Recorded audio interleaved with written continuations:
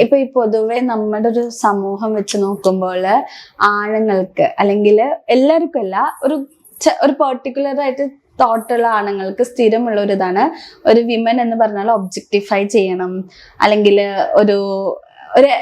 ഒരു എലമെന്റ് ആണ്. അങ്ങനെ ഇപ്പോ ആർട്സ് ആണെങ്കിലും സിനിമ ആണെങ്കിലും അല്ലെങ്കിൽ കൾച്ചർ വെച്ച് നോക്കുകയാണെങ്കിലും അങ്ങനെ ഒരു രീതിയുണ്ട്.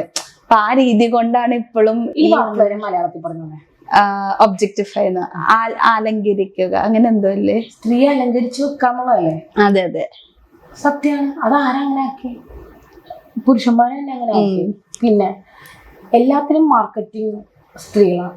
ഞാനിപ്പോ ഒരു സ്ട്രേഞ്ചേഴ്സ് ക്യാമ്പ് പറഞ്ഞു, പല പെൺകുട്ടികളുണ്ടോ എന്ന് ചോദിക്കും വരുന്ന ആൾക്കാര്. ഒരു ആണിന്റെ ജഡ്ഡിയുടെ പരസ്യമാണെങ്കിൽ ശരി, ജീൻസിന്റെ പരസ്യമാണെങ്കിൽ ശരി, സൈഡിലൊരു പെണ്ണുണ്ടാവും അല്ലേ? ഇപ്പൊ തിരിച്ചിപ്പോ ലാലേട്ടൻ തെളിയിച്ചു കഴിഞ്ഞു, വേണ്ട ഞങ്ങൾക്കും അങ്ങനത്തെ ഒരു ലാലേട്ടൻ ഗോൾഡിന്റെ പരസ്യം ചെയ്തു. അപ്പൊ ഞാൻ ചിരിച്ചു.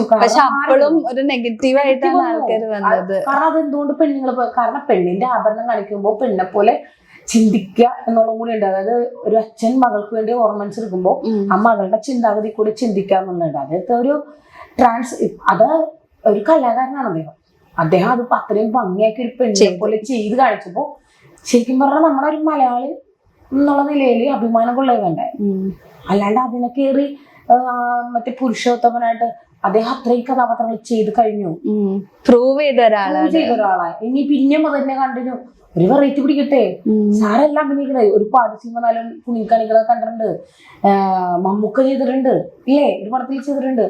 ഇതൊന്നും ആൾക്കാർക്ക് എന്തെങ്കിലും പറയാൻ വേണം. അതായത് നമ്മ ഇത്രയൊക്കെ വളർന്നു എന്ന് പറഞ്ഞാൽ ശരി, ഗോസിപ്പ് എന്ന് പറഞ്ഞത് മുരടിച്ച അവസ്ഥയിലുള്ള സാധനം.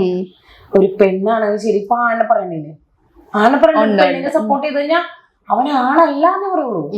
അവളുടെ കണ്ടിൽ അയച്ചാളിട്ടെന്ന് പറയും. അവർ തമ്മിലൊരു ബോണ്ട് ഉണ്ടെങ്കിൽ, ഞാൻ പറയാറില്ല നിങ്ങൾക്ക് തമ്മിൽ അതായത് ബന്ധങ്ങൾ തമ്മിൽ ഒന്നിച്ച് പോകാൻ പറ്റില്ല, കുഞ്ഞുങ്ങളുണ്ടെങ്കിൽ, കുഞ്ഞുങ്ങളില്ലാന്നുണ്ടെങ്കിൽ നിങ്ങൾക്ക് നല്ല സുഹൃത്തുക്കളായിട്ട് പിരിയാം.